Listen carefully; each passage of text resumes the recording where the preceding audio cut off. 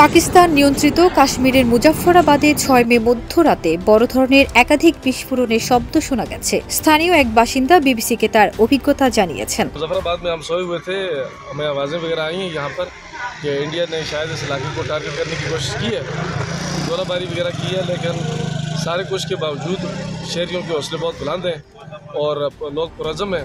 ওয়ালটন আবারও মিলিনিয়ার অফারে ওয়ালটন ফ্রিজ কিনে আপনিও হয়ে যেতে পারেন মিলিয়নিয়ার। মিলিনিয়ার ছড়াছড়ি দেশ জুড়ে, এটা শুধু ওয়ালটেনই পারে। ক্ষেপণাস্ত্র হামলার একটি সম্ভাব্য নিশানা ছিল মুজাফফরাবাদের বিশাল মসজিদ। ওই মসজিদের পাশেই বসবাস করেন মোহাম্মদ ওয়াহিদ। তিনি বলেন, আমার খুব ঘুম পাচ্ছিল। এমন সময় প্রথম বিস্ফোরণে আমার বাড়িটা কেঁপে ওঠে। আমি দৌড়ে রাস্তায় বের হই, সেখানে দেখি অন্যরাও একই কাজ করছে। আমরা তখনও বুঝে উঠতে পারিনি কি হচ্ছে। এরই মধ্যে আরো ক্ষেপণাস্ত্র আঘাত হানলে পুরো এলাকায় আতঙ্ক ও বিশৃঙ্খলা দেখা দেয়। ওয়াহিদ বলেন, ডজন খানেক মানুষ আহত হয়েছেন এবং তাদের প্রায় ২৫ কিলোমিটার দূরের একটি হাসপাতালে নিয়ে যাওয়া হয়। এই পরিস্থিতির বর্ণনা দিয়ে ওয়াহিদ বলেন, বাচ্চারা কাঁদছে, মহিলারা দৌড়াদৌড়ি করছেন, তারা নিরাপদ আশ্রয় খুঁজছেন। আমরা আতঙ্কিত হয়ে পড়েছিলাম, আমরা জানিই না কি করব।